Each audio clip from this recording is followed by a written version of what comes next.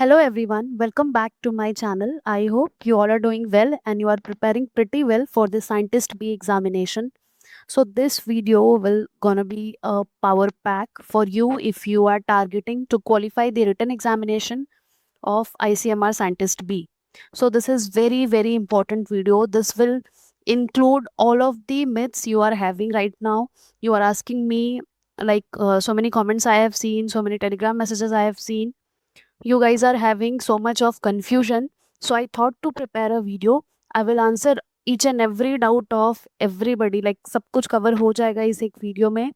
What are the do's and don'ts से लेके what are the strategy you have to follow in, like you don't have now that much of time, so what should be your strategy. So ये सारी चीज़ें हम लोग इसमें discuss करने वाले हैं.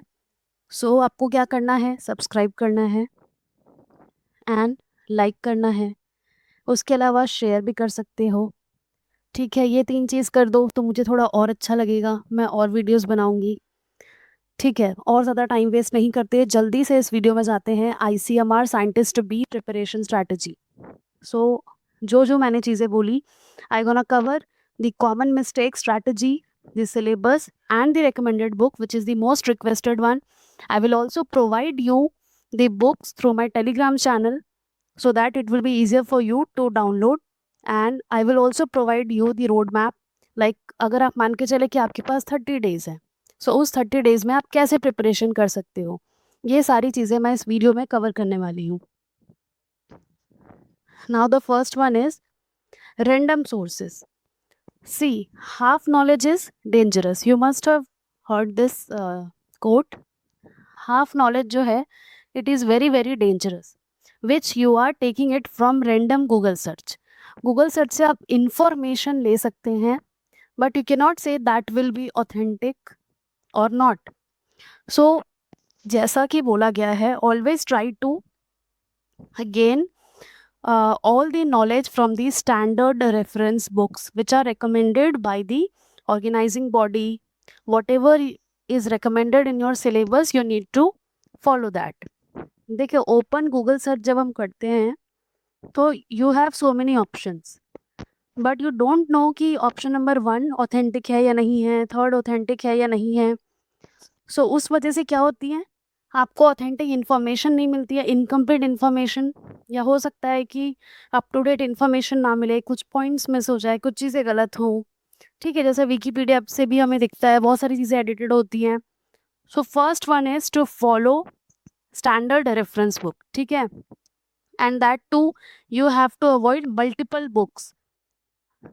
some students are like, ए है, उसने एक ही टॉपिक के लिए एक बुक पढ़ा, सेकंड बुक पढ़ा, 3 बुक पढ़े. बी ने क्या किया, एक स्टैंडर्ड बुक उठाया, उसको पढ़ा और बाकी टाइम PYQs प्लस नए क्वेश्चन सॉल्व करने में लगाया. किसके अच्छे मार्क्स आएंगे? ऑब्वियसली बी के आएंगे, क्योंकि बी ने बहुत अच्छे से एफिशिएंटली प्रिपरेशन किया है, और ए ने क्या किया है, एक ही टॉपिक को पढ़ने के लिए सारा टाइम डेडिकेट कर दिया है. So you need to like pull up your socks to make the best use of your time. You need to make a strategy. You don't need multiple books, only one. If you have any doubt, if you are unable to understand the language of that particular book, you can follow the another book, but not more than that, because it will kill all your time.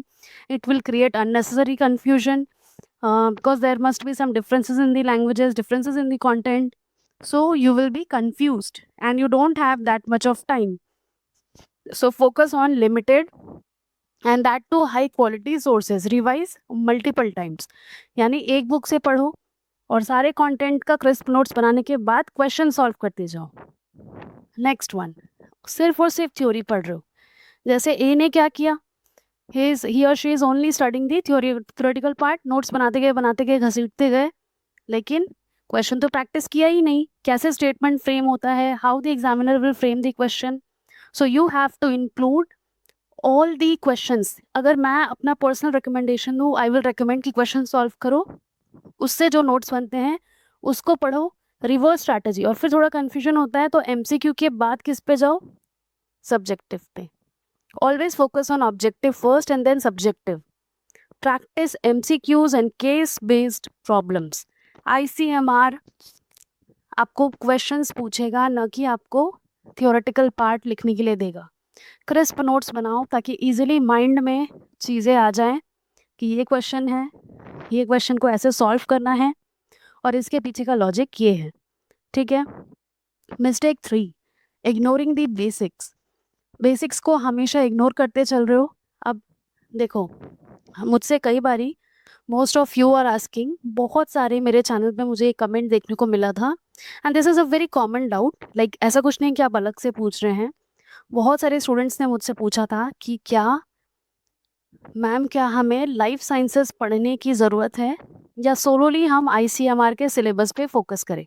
This was the like most frequently asked question at my different platforms, that we need to study thoroughly the ICMR syllabus only specifically, or do we need to go through the life sciences syllabus. So मैंने, अगर आपको check करना है आप comment section check कर लो, मैंने वहाँ reply दिया है बेसिक लाइफ साइंसेस तो आपको आना चाहिए। देखो, वो जो सीधी सी बात मैं आपसे पूछती हूँ और उसी से आपको समझ में आ जाएगा। ICMR के सिलेबस में क्या सिलेबस है अभी तो हम देखने ही वाले हैं।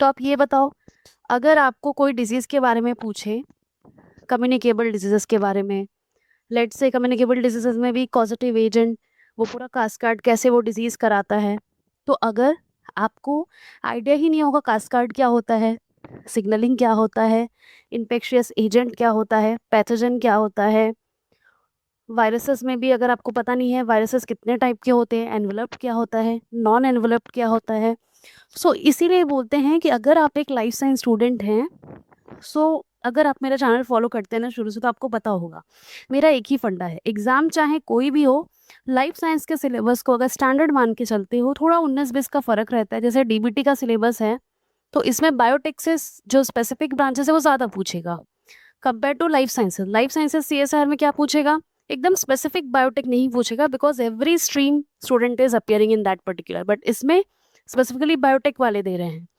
तो इस तरह से जिस दिन सोचने लग गए आपको खुद ही सिलेबस का एनालिसिस हो जाएगा। And also you don't need to stick on whatever syllabus they have provided. जैसे कि अगर ICMR के जो सिलेबस है, जितने यूनिट्स हैं, आप मान के चलो, किसी ने मुझे कई बार कमेंट किया है माइक्रोबायोलॉजी तो लिखा ही नहीं है, मेडिकल माइक्रोबायोलॉजी तो लिखा ही नहीं है। अरे बेसिक माइक्रोबायोलॉजी तो लिखा है ना। और कॉमन सेंस लगाओ यार कि अगर ICMR माइक्रोबायोलॉजी नहीं पूछेगा तो what they will ask. ICMR बना ही इसीलिए है, पब्लिक हेल्थ एंड एपिडेमियोलॉजी के लिए, तो उसमें अगर माइक्रोबायोलॉजी नहीं आएगा तो क्या आएगा फिर। ठीक है, तो ये सारी चीज़ों के बारे में मुझे डिस्कशन करना था जो मैंने बताया है। नाउ सी, ये जैसे मैंने बोला कि सिर्फ सब्जेक्टिव करते हो, उसी का ही है no MCQ practice. You need to practice MCQ to increase the speed. आपको पता है आपको टाइम कम है, एक क्वेश्चन पे आप ज़्यादा वेस्ट नहीं कर सकते। एक्यूरेसी, कितने अच्छे से आप क्वेश्चन पढ़ के उसका आंसर लगाते हो ABCD में से, सो आपका कॉन्फिडेंस बढ़ेगा। रोज़ क्वेश्चंस लगाते जाओ, रोज़ क्वेश्चंस लगाते जाओ। नो रिविजन, 5 से 6 यूनिट्स अगर आप पढ़ रहे हो, let suppose, but you are not at all revising, आपने एक यूनिट 1 महीने पहले पढ़ा था, क्या आपको वो चीज़ें याद रहेंगी? No. You need to revise daily, daily revise करो, या हर 2 डेज में जो यूनिट हो गया उसके क्रिस्प नोट्स को पढ़ते हो। देखो, personally what I use to do at my time is, evening वाला टाइम जब हम बहुत कम प्रोडक्टिव होते हैं, आई यूज टू रिवाइज, क्योंकि मेरे नोट्स है, मुझे उसको बस पढ़ते जाना है, मुझे कुछ फ्रेश पढ़ने के लिए ज़्यादा एनर्जी एक्सपेंडिचर नहीं देना है, जो ऑलरेडी मेरे पास है I have to just revise revise revise, और else we can solve the question. इससे भी बेटर रिविजन हो जाता है। एंड सी, कई बार मुझे क्वेश्चन पूछा गया था कई लोगों ने कि इग्नोरिंग मैम इंटरव्यू का प्रिपरेशन करें क्या, बट अभी के लिए मैं बोलूँगी कि रिटर्न पे फोकस करो, बिकॉज फर्स्ट स्टेप तो यही है टुवर्ड्स योर रिक्रूटमेंट एग्जामिनेशन। अगर आप थ्योरी ही नहीं कर पाओगे, रिटर्न ही नहीं कर पाओगे, तो इंटरव्यू तो बात की बात है। इंटरव्यू की प्रिपरेशन आप कर लोगे अगर आप थ्योरी अच्छे से पढ़ रहे हो। इंटरव्यू देखो, जो अभी मैं बोल रही हूँ वो शायद कोई बोलेगा नहीं या बताएगा नहीं, अच्छे से समझाएगा नहीं, but I am saying this कि अगर रिटर्न को बहुत अच्छे से प्रिपेयर करके दे रहे हो, 90% मार्क्स ला रहे हो, या मार्क्स भी छोड़ दो, अपना बेस्ट, मतलब प्रिपरेशन के टाइम पे आपने इतना अच्छा तगड़ा प्रिपरेशन किया है, जो भी यूनिट्स मेंशन है ICMR में, सो इंटरव्यू में आपके एनालिटिकल स्किल्स चेक होंगे। एनालिटिकल स्किल्स कहाँ से आते हैं? थियोरेटिकल स्किल्स से। ठीक है, आपका थ्योरी, आपका बेसिक्स कितना आपके टिप पे है, उसकी वजह से ही आपका कॉन्फिडेंस, आपका स्किल, आपका रिसर्च एनालिटिकल माइंड कितना है, वो सारी चीज़ों का एनालिसिस किया जाता है। सो थ्योरी अभी अच्छे से पढ़ो। इंटरव्यू के लिए अभी बहुत ज़्यादा रश मत करो। मैं हूँ इंटरव्यू के लिए, मैं बैठी हूँ, मैं करवाऊंगी preparation, but for the time being focus on written examination, ignoring the research methodology. So see, if you are going to appear in the ICMR Scientist B examination, you need to read some research paper.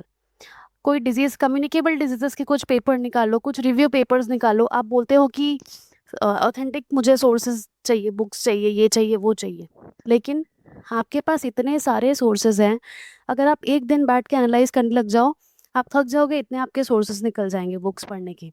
तो try to analyse research paper, review papers, ये सारी चीज़ें पढ़ो। Data interpretation कैसे करते हैं, graph कैसे बनाते हैं, ये सारी चीज़ें उसमें से सीखो। अगर कोई भी अब तक प्लान नहीं है तो प्लान बनाओ कि कब पढ़ोगे, कब रिवीजन करोगे, कब क्वेश्चन सॉल्व करोगे, कब मॉक टेस्ट दोगे, ये सारी चीज़ें। रिकमेंडेड बुक्स जो मैं बता रही हूँ, आप इस चीज़ को ध्यान से लिख लेना कहीं पे, यही चीज़ फॉलो करनी है। जो रिकमेंडेड बुक है for the unit research methodology, for research methodology the best book which I have also studied is Kothari, CR Kothari, जो मैं ऑलरेडी शेयर कर चुकी हूँ। CR Kothari is one of the best book for research methodology. Apart from that, Park's textbook of preventive and social medicine. This is also one of the best book. ये भी आप follow कर सकते हैं disease biology के लिए। ठीक है, कोठारी को कंसेप्ट्स के लिए, सब्जेक्टिव पार्ट के लिए, पार्क को एपिडेमियोलॉजिकल एप्लीकेशंस के लिए पढ़ लो, जो कि बहुत ज़्यादा इंपॉर्टेंट है। Study designs, disease frequency, association and impact, errors in studies, ये रट लो पूरा। बेसिक बायोस्टैटिस्टिक में जो मेंशन्ड है वही यहाँ मेंशन्ड है।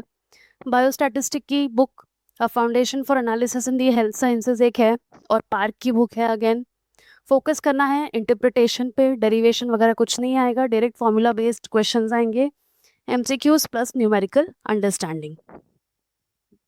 देखो, research methodology very high scoring unit, biostatistic very high scoring unit, diagnostic test validity, this is of high impact, क्योंकि यही चीज़ आपको इंटरव्यू में पूछेगी। मैं इंटरव्यू के टाइम पे तो ये सब बताऊंगी ही, बट सी डायग्नोस्टिक टेस्ट वाला जो पार्ट है वही आपको इंटरव्यू पैनल्स में पूछा जाएगा। सेंसिटिविटी, स्पेसिफिसिटी, PPV, ये सब क्या है? पार्क की book is the Bible for this, सब कुछ दिया है उसमें। So this topic is direct question zone, don't skip. यहाँ से मैंने बताया ना, डायरेक्ट क्वेश्चन अराइज होता है। Communicable disease very high chances हैं। सो टॉपिक्स इसमें मेंशन्ड है। पार्क में सारे इन्फेक्शियस डिजीज हैं, मैंने एक PDF शेयर किया है। अनंत नारायण की बुक मैंने बताया कि ICMR डायरेक्ट क्वेश्चन पूछता है अनंत नारायण से। तो डिजीज, ट्रांसमिशन, प्रिवेंशन आपको याद होगा अगर आप फॉलो कर रहे हैं शुरू से। So the first video related to ICMR scientist B was communicable disease. CD पे मैंने एक लेक्चर दिया था, उसमें मैंने यही रूट फॉलो करने बोला था, डिजीज, ट्रांसमिशन, प्रिवेंशन, या उसका जो भी वैक्सीन वगैरह है, नेशनल प्रोग्राम्स कौन से चलाए जा रहे हैं, वैक्सीनेशन, ये इस पे फोकस कर लिया और इससे ज़्यादा कुछ नहीं पढ़ना है। रिकमेंडेड बुक्स बायोएथिक्स है, शॉर्ट है लेकिन स्कोरिंग है, छोटे छोटे टॉपिक्स हैं जो कि मैंने कई बार कई पार्ट्स दे भी चुके हैं। ICMR के जो गाइडलाइंस है उसको पढ़ो अच्छे से, एंड रिसर्च मेथोडोलॉजी वाली बुक में भी मिल जाएगा। डायरेक्ट कंसेप्चुअल क्वेश्चंस आते हैं, घुमा फिरा के बिल्कुल भी नहीं आते हैं। बेसिक माइक्रोबायोलॉजी चाहे तो अनंत नारायण जो मैंने दिया है उससे पढ़ लो, because this is the best preferred book by ICMR। Prescott से पढ़ लो, ब्रॉक से पढ़ लो माइक्रोबायोलॉजी, माइक्रोस्कोपी पढ़ो, स्ट्रेनिंग पढ़ो, कल्चर पढ़ो, microbial control, part B molecular biology में DNA RNA structure, replication, PCR और उसके variant, sequencing, cloning, Lewin gene की बुक अच्छी है, G8 की बुक, मॉलिक्यूलर बायोलॉजी से सिलेक्टेड टॉपिक्स पढ़ लो, हो जाएगा। इम्यूनोलॉजी में QB से बेस्ट बुक कोई और है नहीं। एक और बुक है, बता देती हूँ, रॉइट्स की, बट ये बहुत ज़्यादा डिटेल में है, तो आप QB फॉलो कर सकते हैं। वेटेज देख लो, 25 आपको रिसर्च एपिडेमियोलॉजी इससे आ जाएगा, कम्युनिकेबल से 20 नंबर, बायोस्टैटिस्टिक्स से 10, माइक्रोबायोलॉजी प्लस मॉलिक्यूलर से 25, बायोएथिक्स और इससे कम कम मार्क्स के आते हैं क्वेश्चंस। तो ये आपका है फाइनल स्ट्रैटेजी। क्या है देखो, ICMR is not just theory heavy. सिर्फ थ्योरी पढ़ के जाओगे तो कुछ नहीं होगा। मैं पहले बता रही हूँ, टाइम वेस्ट करना बंद कर दो, MCQ सॉल्व करो। अब इतना तो एडवांस हो जाना चाहिए यार कि अब इस टाइम पे जितने प्लेटफॉर्म्स हैं, you know that MCQ is very very important as compare to the subjective. लोग MCQ पढ़ के एग्जाम क्वालिफाई कर ले रहे हो, तुम घसीट घसीट के लिख के कर रहे हो, पन्ने छाप रहे हो, तब भी नहीं निकल पा रहे हैं। अगर एप्लीकेशन देखो, पढ़ लिया एप्लीकेशन पार्ट और पब्लिक हेल्थ ओरिएंटेड ये एग्ज़ाम है, ठीक है, ICMR application plus public health oriented. तो अगर आपने पार्क से बायोस्टैटिस्टिक रिसर्च मेथोडोलॉजी कर दिया तो 50% पेपर का सिलेबस आपने ऐसे ही कवर कर लिया। बुक मैं शेयर कर दूंगी, अगर मैं भूल जाऊंगी तो मुझे प्लीज़ रिमाइंड कर देना, क्योंकि बहुत सारी चीज़ें होती हैं, स्किप हो जाता है। But I will for sure provide the link. Link छोड़ो, मैं टेलीग्राम में दे दूंगी। टेलीग्राम मेरा चैनल ज्वाइन कर लो, वहाँ से आपको फ्रीली सब कुछ मिल जाएगा। So this is the final strategy. So I hope कि मैंने सारे क्वेश्चंस का आंसर दे दिया है। अगर आपको कभी भी सिलेबस में डाउट होता है, ठीक है, यहाँ पे मैंने टॉपिक्स में एक टॉपिक मिस हो गया है, चाइल्ड केयर एंड रिप्रोडक्टिव वाला। इसके लिए मैंने एक PDF शेयर किया है by ICMR, so that is like very important, you can follow that. और किसी भी टॉपिक का कुछ समझ नहीं आया तो ICMR की कोई भी जो गाइडलाइंस रिकमेंडेड है आप उसे ब्लाइंडली फॉलो कर सकते हैं, because those are the authentic questions. तो वहीं से बनेंगे, वो बुकलेट इसीलिए ही जनरेट किया जाता है for authentic information. So I hope कि आपको अच्छा लगा होगा। सो 4th से हमारा क्रैश कोर्स स्टार्ट होगा, और भी इंटरेक्शन होगा, और भी चीज़ें मैं बताऊंगी in detail. So I hope कि आपको ये अच्छा लगा हो। लाइक कर देना, शेयर भी कर देना। जल्दी जल्दी 5K पहुंचना है, ये मोटिवेशन है मेरे लिए। So thank you so much for watching and keep studying.